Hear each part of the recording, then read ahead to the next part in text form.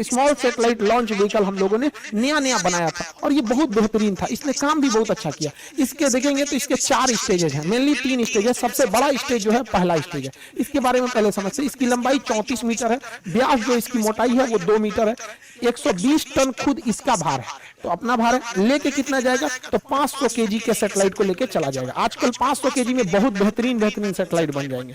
500 KG के satellite को 500 kilometre की ऊंचाई तक ही इजीली लेके जा सकता है। सबसे बड़ी विशेषता इसकी 30 करोड़ रुपए है, महज 30 करोड़। जबकि भारत अपना सैटेलाइट जब यूरोप वालों को देता है ना, तो यूरोप वाले उस सैटेलाइट को छोड़ने का 500 करोड़ रुपया फीस लेते हैं। तो जरूरत नहीं, 500 करोड़ रुपया तुम फीस ले रहा है, हम लोग का 30 करोड़ का रॉकेट आ गया यहाँ पर।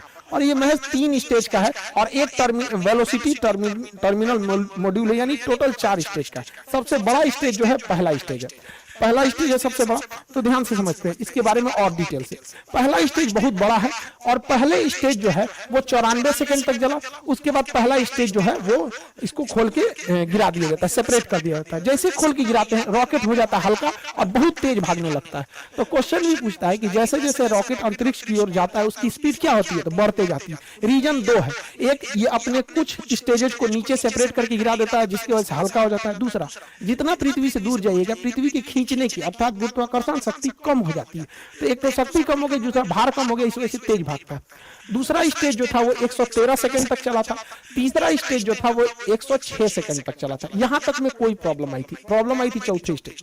अब यहाँ थोड़ा ध्यान से समझिएगा, ये तीनों स्टेज में ना सॉलिड ईंधन का प्रयोग किया जाता है। जैसे दीपावली के रॉकेट में जो ईंधन भरा जाता है ना, बारूद, सॉलिड इंजन होता है, सॉलिड होता है, वो एकदम ठोस होता है, बारूद भर दिया जाता है। वैसे इसमें सॉलिड फ्यूल का यूज किया था, यानी बारूद भरा गया था। इसमें एक बार आग पकड़ लिया ना तो आपके कंट्रोल में नहीं रहेगा, ना ही आप इसे स्टॉप कर सकते हैं। तो सॉलिड इंजन की खराबी, पावर तो तगड़ा देते हैं सब, लेकिन इन्हें आप कंट्रोल नहीं कर सकते। तो इसरो कितना दिमाग लगाए, जब सीधे ऊपर भेजना था तो लगा दिया तीनों में सॉलिड इंजन। और ये सॉलिड इंजन जो होता है इसमें जो सॉलिड फ्यूल यूज किया जाता है HTPB, ये फुल फॉर्म एग्जाम में पूछता है, HTPB हाइड्रोक्सिल टर्मिनेटेड पॉलीब्यूटेराइन, ये इसमें यूज होता है HTPB ईंधन के रूप में। इसे कंट्रोल नहीं किया जा सकता। तो ये तो अब लास्ट स्टेज एकदम छोटा सा था, एकदम छोटा सा था, उसे महज 20 सेकंड के लिए बनाया गया था। चौथे स्टेज उसका नाम होता है velocity trimming module, VTM, velocity trimming module. यहीं से गड़बड़ चालू हो गया। इस ससुरा को चलना था चौथा स्टेज को 20 सेकंड के लिए, चला 21 सेकंड के लिए। 1 सेकंड के लिए चला तो क्या हो गया कि ये सर्कुलर की जगह इलिप्टिकल पाथ पर चला गया।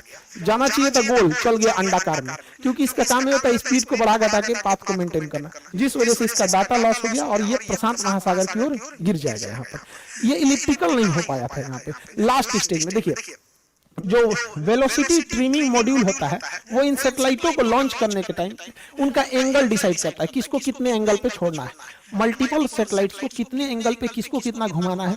यहीं पर डाटा लॉस हो गया। ये सारा चीज अपने समय सही से चल रहा था, यहाँ पे क्या हो गया, डाटा लॉस हो गया। 20 सेकंड की जगह पे 1 ही सेकंड फायर हुआ। इसका मतलब पूरा रॉकेट सही है, कोई दिक्कत नहीं है, बस ये ट्रिमिंग मॉड्यूल में दिक्कत है, एंगल गड़बड़ा दिया था। देखिए एक चीज ध्यान से समझिएगा, जो सैटेलाइट उपग्रह जो होते हैं पृथ्वी के करीब घूमते हैं उन्हें सर्कुलर पाथ पर घूमना पड़ता है, और जो दूर घूमते हैं उन्हें इलिप्टिकल पाथ पर घूमना पड़ता है। तो गलती से इसे जाना चाहिए था सर्कुलर पे, चल गया इलिप्टिकल पे, जिस वजह से ये क्या हो गया, गड़बड़ हो गया अपने ट्रिमिंग फेज में। इसलिए देखेंगे लास्ट फेज में बस ये 20 सेकंड के लिए यही बच गया था, जिस वजह से ये फेल कर गया था। हालांकि लेकिन कोई बात नहीं, हम लोग अगली बार फिर तैयार करेंगे। पहला लॉन्च जो था वो तो PSLV का भी फेल हो गया था, पहला लॉन्च GSLV का भी फेल हो गया था। सचिन तेंदुलकर भी अपने पहले मैच में कहा कोई अच्छा परफॉर्म कर पाए थे, लेकिन ऐसा तो नहीं है कि आगे नहीं किए थे, बेहतरीन काम किया था इस सैटेलाइट ने, बट लास्ट में थोड़ी सी सेंसर खराबी की वजह से ये गड़बड़ हो गया था ट्रिमिंग के समय में। हालांकि इस रॉकेट ने बहुत ही बेहतरीन ढंग से कार्बन लाइन को पार कर गया था। कार्बन लाइन क्या होता है, ध्यान से समझिएगा। पृथ्वी से वह ऊंचाई जिसे आप अंतरिक्ष मानते हैं, उस ऊंचाई को ही हम कार्बन लाइन कहते हैं।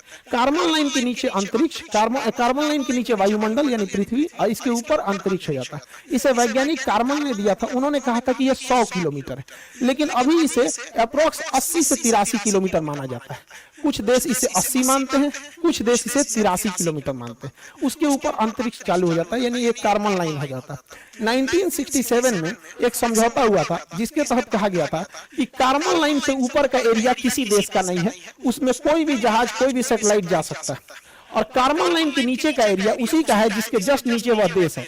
यानी भारत अपने 80 यानी 83 किलोमीटर की ऊंचाई तक अगर कोई भी मिसाइल जाएगा तो उसे अपने ऊपर खतरा मान के मार के गिरा देगा, कोई जहाज जाएगा तो उसे मार के गिरा देगा। समझ आ रहा है कि नहीं? तो हमारा एरो स्पेस कितना होता है अपने क्षेत्र से? एक 83 किलोमीटर। लेकिन समस्या यहाँ ये आती है कि कोई देश इसे 80 मानता है और कोई देश इसे 83 मानता है। तो जो 83 मानता है वो तो ऊपर ऊपर जाएगा। अब जैसे मान के चले भारत कहेगा कि हम 80 मानते हैं, अमेरिका कहेगा 83 मानते हो, तो जाएगा। अब भारत चल जाएगा किसी क्षेत्र में 80 में, कहेगा हम तो कार्बन लाइन के ऊपर है, तू कहेगा मार के गिरा देंगे, कहेगा एयरक्राफ्ट है ये। तो इसमें काफी असमंजस है। हालांकि इतनी ऊंचाई पे कोई जहाज जाते नहीं है सब यहाँ पे। तो कार्बन लाइन हमेशा याद रखिएगा, एग्जाम के पॉइंट ऑफ व्यू से इंपॉर्टेंट है। ये अंतरिक्ष वगैरह में जितने सैटेलाइट वगैरह रहते हैं कार्बन लाइन के ऊपर ही डाल दिए जाते हैं। इस तरह से जो सैटेलाइट घूमता है इसे कहते हैं पोलर सैटेलाइट। ऊपर नीचे जो घूमता है ये पोलर सैटेलाइट। ये पोलर इसलिए कहते हैं कि ध्रुवीय सैटेलाइट, क्योंकि पृथ्वी के ऊपर और नीचे दो पोल है, north pole and south pole. तो पोल का चक्कर लगाने वाले सैटेलाइट को हम पोलर सैटेलाइट कहते हैं, हिंदी में कहते हैं ध्रुवीय सैटेलाइट। इसमें खर्चा कम आता है, ये सर्कुलर पाथ पे घूमते हैं और पूरी पृथ्वी का चक्कर लगा लेते हैं, निगरानी कर लेते हैं। कैसे? ये तो ससुरा सैटेलाइट वो ऊपर नीचे घूम रहा है, ठीक है, लेकिन पृथ्वी तो ऐसे ऐसे घूम रही है। पृथ्वी कैसे घूम रही है? इस तरह से। तो पृथ्वी जब ऐसे घूमेगी तो अलग अलग जगह का फोटो ले लेगा। जैसे अभी ये यहाँ का फोटो ले रहा है, पृथ्वी थोड़ा सा घूमेगी तो फिर थोड़ा और आगे का ले लेगा, पृथ्वी और घूमेगी तो थोड़ा और आगे का ले लेगा। इस तरह से आगे लेते लेते पृथ्वी के ये घूमने का डायरेक्शन। अभी इस सैटेलाइट का फोकस यहाँ पर है, अब इसे पृथ्वी घूमेगी तो थोड़ा और इधर होगा, ऐसे होगा।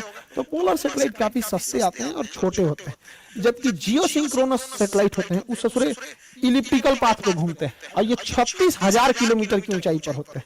इनको छोड़ना बड़ा कठिन काम होता है। हम लोग इसको छोड़ने के लिए GSLV रॉकेट रखे हैं। तो हमारे पास हर तरह के रॉकेट है, ऐसा कोई बात नहीं है। देखिए हम लोग अभी जो बनाए हैं SSLV, small satellite launch vehicle, ये सस्ते रॉकेटों को छोड़ देगा। PSLV थोड़ा और तगड़ा भेजेगा। GSLV बाप है ससुरा सैटेलाइट सबका, उठा लेता है 2,000 किलो का सैटेलाइट उठा लेता है, 3,000 किलो का सैटेलाइट उठा लेता है।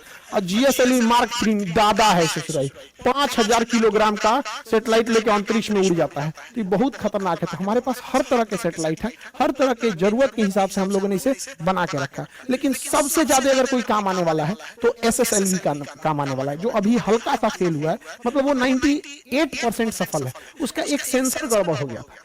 SSLV की हम इतनी चर्चा क्यों कर रहे हैं, समझिए ध्यान से। एक ससुरा ये 72 घंटा में रेडी हो जाता है, मतलब ये पार्ट बाय पार्ट बन के बना रहता है। इसे कसने के लिए केवल 72 घंटा चाहिए, 3 दिन में रेडी हो जाता है।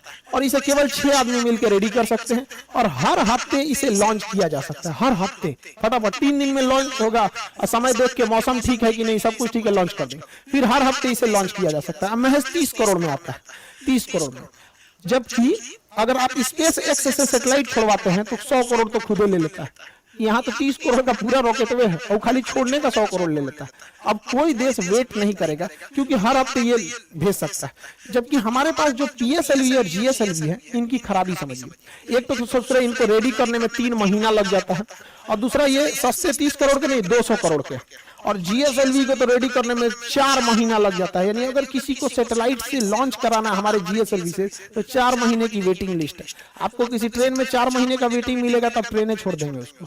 तो इसमें 3 महीना, इसमें 4 महीना, इसे पूरा इसका खुद का खर्चा 400 करोड़ है। तो ये तो पैसा भी लेता है ज्यादा।